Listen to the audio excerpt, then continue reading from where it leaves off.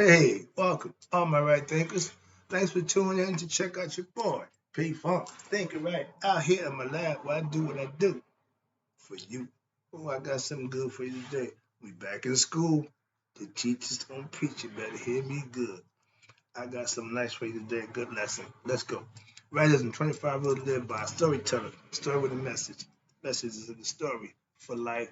I'm giving you life lessons. Now I'm giving you to the book some more book lessons, so it'll help you out in life. And trust me, this is all usable information.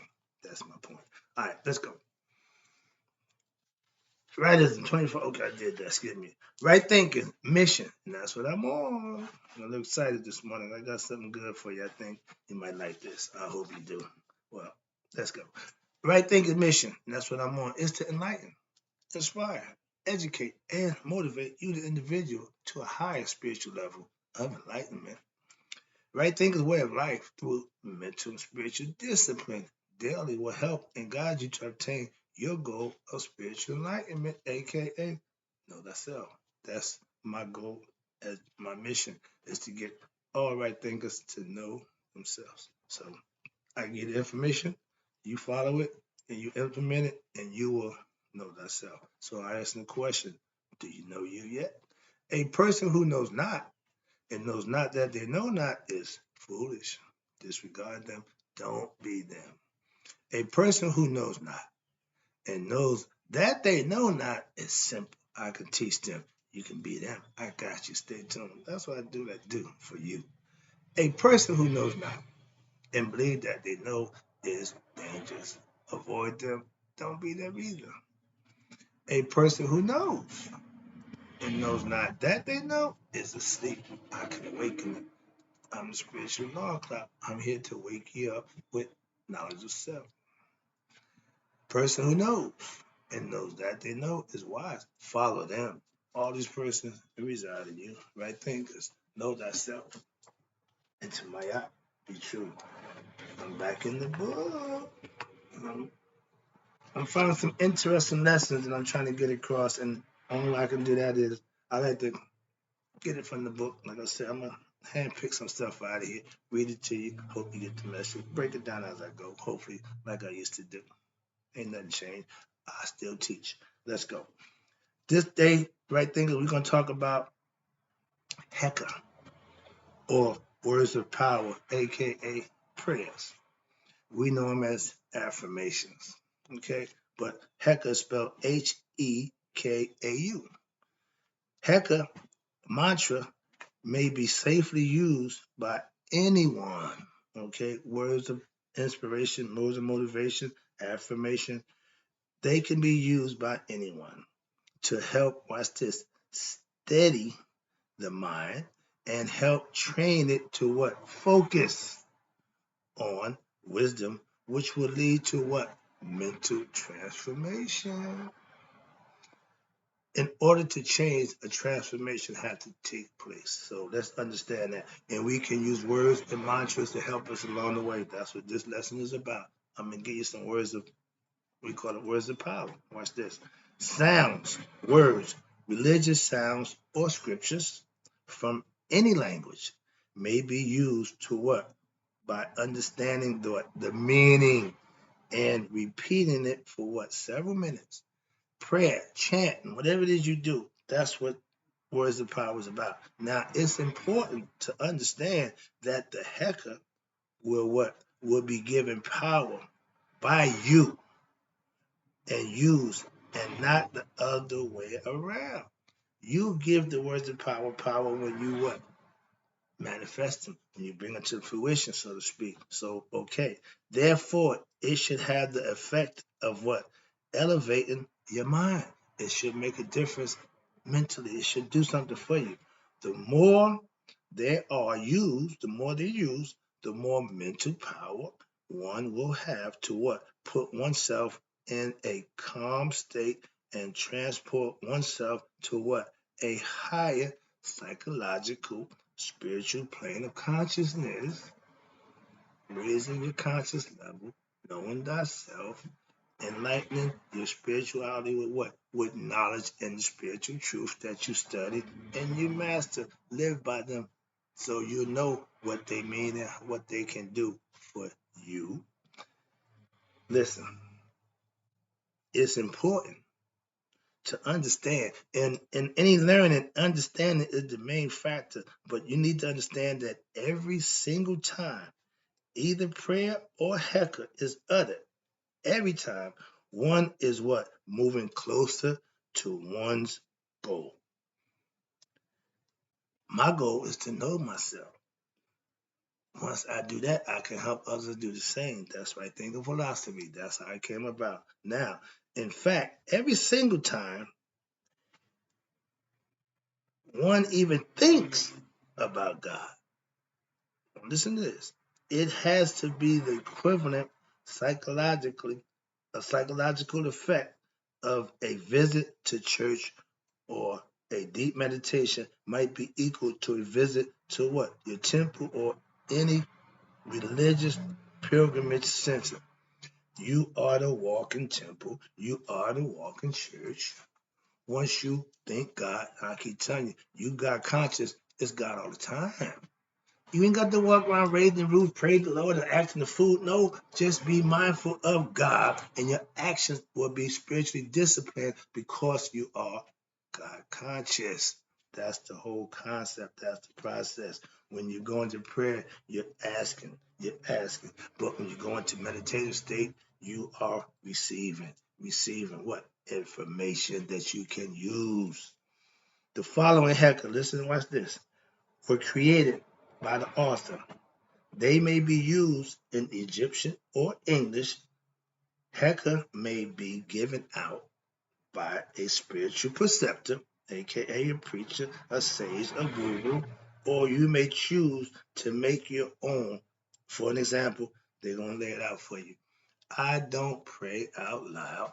I'm an internal prayer. And this one I'm trying to explain to you that still carries power and cachet if it's done right. Let's talk about life come forth. Universal spirit of Ra, universal God. This is a prayer. I open my heart to truth and righteousness. You're saying these things. You're putting it out there. You're thinking it. Now you're saying it. You're putting it out there. Watch this. I am a child of Ra. Every week before we open up our affirmations, we say, I am a child of God. To explain to you, it all comes the same concept. We was doing this a long time. Now, I am a child of Ra, cosmic consciousness. That means the all, the one encompassing, all knowing, all conscious. Yeah, God. I am, watch this, I am spirit, not physical body or ego personality.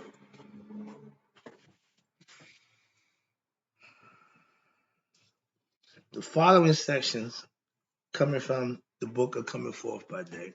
Y'all know it's the book of the dead, but we know it's coming forth by day because you're making utterance of things that you have not done, most likely, or you're making reference to things that you have done, affirming, aka affirmations. And that's this one. This is a good one. I am the supreme divinity. Soul is of heaven. Body belongs to earth. As above, so below. Alex Crowley made that famous, but he comes from Tahuti. What's up here, going on down there. And what he's saying is, for male and female, we both had the same thing going on. Okay? One is out, one is in, but same thing going on. So, okay, we just did that. Watch this. My mind, here we go, has pure thoughts. Right, thinkers? I want that to be your mantra. My mind have pure thoughts. That's right thinking. Now, so my soul and life force are pure also. Through what? My thinking process. You are what you think you are. You keep the thoughts pure, you're pure. Behold, I am the heir of eternity, everlastingness, has been given to me. I have been given all the power and authority to do what I do. This way it all comes from. It's not nothing new. I hear those things. I'm like, I know that. I get the concept. I understand everything that y'all say. Trust me. I'm trying to bring you up to speed on what I say, and you'll see they match perfect. There you go. Now, watch this. I have gained power in the water as I conquered who? Set, greed, lust, ignorance, ego, all those are Satanian qualities. When you conquer them, when you eradicate them out of your lifestyle, that's growing spiritually. That's becoming raise your conscious level to do better, act better, and be better. Set will do all those other things. They're greedy, you're lustful, you're envious, you're jealous of people. Those are low life situations. Okay, you live on your lower consciousness. That's just all ego. Okay, ignorance is the main thing. That's set. Next one, watch this. Here we go. I know my heart. When I say I know me, I know my heart. I speak from the heart, aka Makadu. I know my heart. I have gained power over my heart. Why? Because of the good thoughts and the good deeds, and now my heart is made pure. Hope you're understanding this. I'm trying to break it down and keep it simple. It ain't that hard. Learning it, living it is harder than understanding it. So understand it and then put it to use. That's the hard part. Okay, watch this. The power, understand this. The power is within me to what? Open all doors in heaven and earth. So they don't want to wait to the end. You need to open doors here to get there. So you need to be living, doing, and being right while you're here on earth and time and space in this physical body.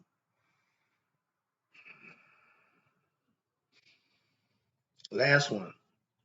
And understand this. I am a spirit with my soul. Ba and the ka. Ka and the ba. They're one. They go together like the yin and the yang. So that's just affirmations. Now watch this. These are or any other words from religious songs to religious scripture that may what occupy the mind so that as it quiets the endless stream of bad negative thoughts, it may be used at any time to dismiss those bad and negative thoughts. It's a frame of mind. It's a concept that you can live 24/7, stay in that meditative state of mind, so to speak. Yoga mindset.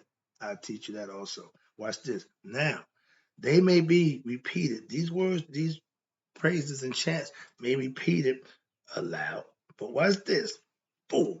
But more effectively, if repeated mentally, silently, and concentrated on as a prelude to meditation.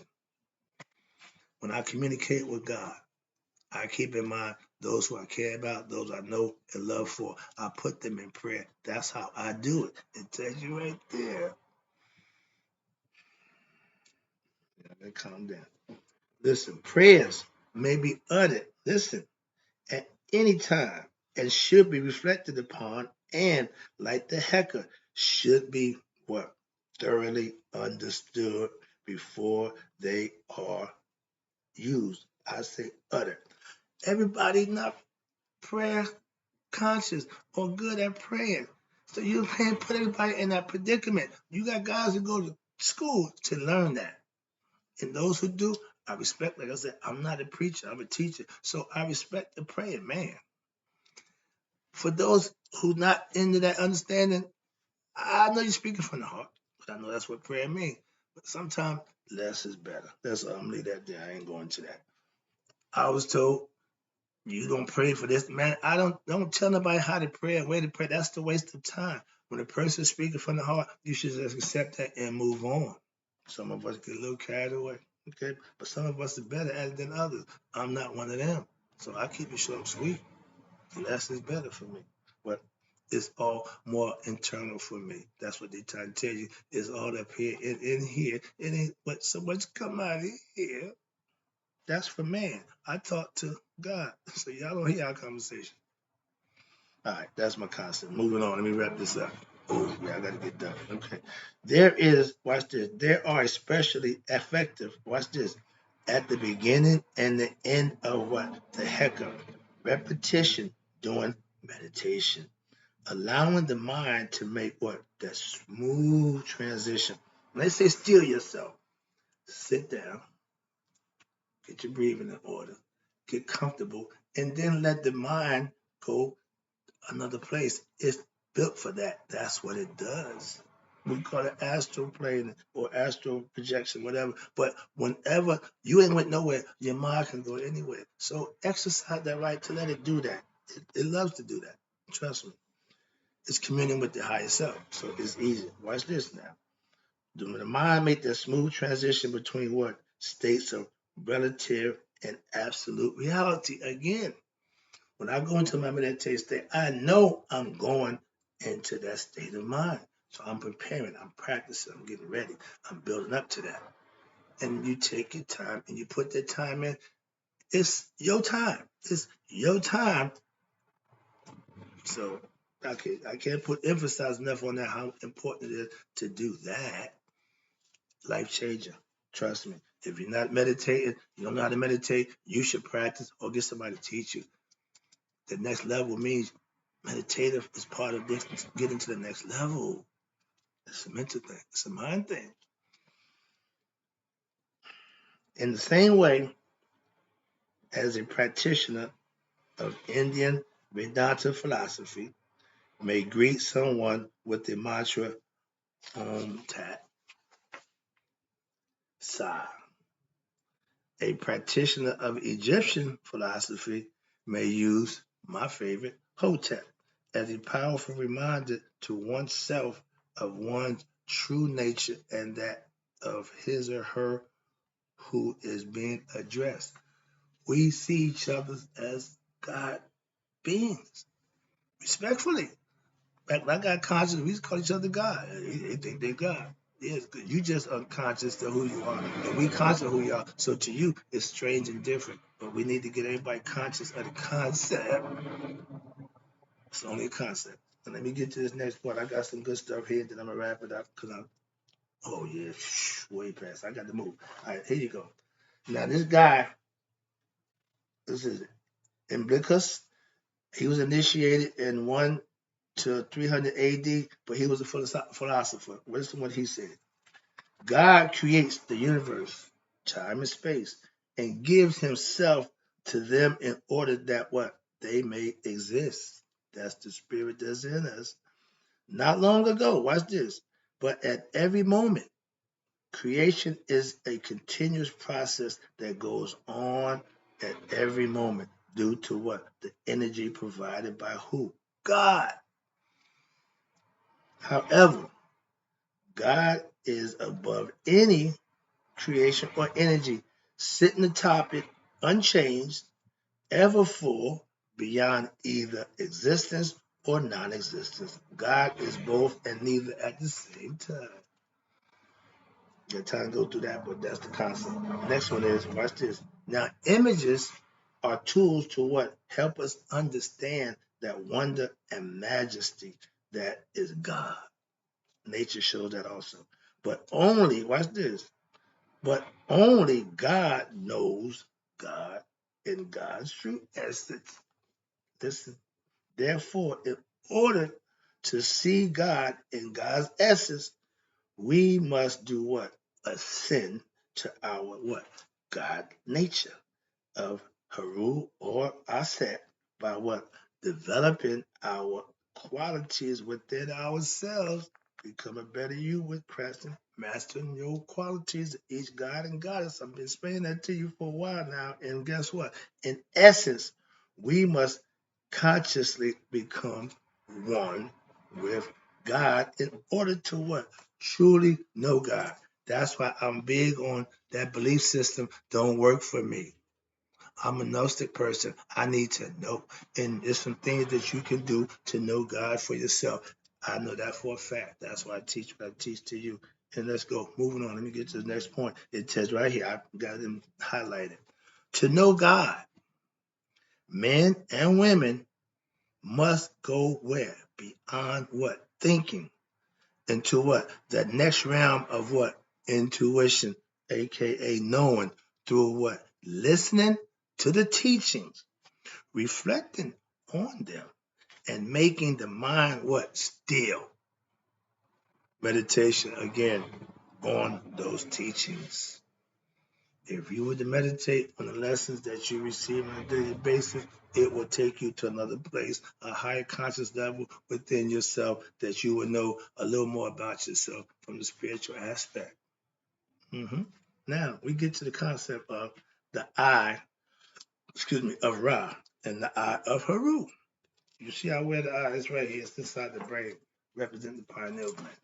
But you got three areas. You got the eye of Ra, which is the Uraeus, which represents the life force, the power of the what? The spirit, which animates matter. That's the life force. Okay, we call it Ra. Watch this. Now, the Uraeus is considered the right eye or the right eye of fire and wrath. I told a story about when Ra was getting upset about people not respecting him, aka being unrighteous and disrespectful. So he sent his daughter down to handle that. In lioness form, she came down and was eating up every unrighteous person. But like I tell you now, the righteous and unrighteous, it's hard to tell between the two sometimes because they play that little game. So they present themselves as righteous, but they're really not. So Sekhmet was eating everything. So to calm the story goes, Tahuti came and calmed her down, but brought her to her senses again because it's hard to distinguish right from wrongdoers in the age that we are now, okay? But the all-seeing eye, because he sees your heart, he knows just who is who, okay? So don't think you can trick or fool him with, well, nobody knows. The eye sees all. That's the quintessential all-seeing eye. But the one he's talking about is up in the sky. The other one is the spiritual eye, the sixth level jhana. Okay, and the chakra. We get to that in a minute. But watch this. We're talking about the eye of Ra first. Now, the right eye, which is the daughter of Ra, the goddess Haru, who commands, watch this, the destructive power of Supreme Spirit, aka God. She's known as the destructive force of God. When he gets upset, she's gonna do his bidding. The eye of the high God, Ra Haru, is the great goddess of the universe, Het Haru. In her wrathful, terrible aspect, originally the eye, watch this, was sent out on an errand. Upon her return, he sent out to get Shu and Tough New because they got a little way. He sent the eye out, and the eye found him, brought him back. Everybody's happy. The eye pissed. You gonna surrogate eye. So to appease both parties, the new eye stayed there. He took the third eye, Aaron eye, put it in the middle of his head. aka third eye, spiritual eye, the all-seeing eye from within. That's the concept. And watch this. When she found out that she was replaced by the other surrogate eye, this was the first cause of what? The wrath of the eye. Since then, the eye can never be permanently or completely appeased. So she's going to erupt every now and then. The high god, Ra, watch this, used the formula to turn the eye into a rearing cobra, which he strapped to his forehead to ward off enemies. The reason he used cobra, it don't have no weapons, but it has venom. And its venom is good up to 6 feet. So he's the perfect bodyguard to keep anybody 6 feet away from him. Okay, that was the concept. Now, this uraeus, the head ornament, was also used in ancient times to do what? Protect what? The third eye region in the middle of the head. Located in the forehead between the eyebrows is also known as the third eye or the Ajna chakra, AJNA, in the Kundalini yoga system. We talked about that. That's the two circles going up and meeting at the Ajna chakra, Isis and Nephthys doing what they do. Kundalini. And then guess what? Watch this. Now, it can be activated by, listen, continued meditation, constant good deeds in the area of the forehead.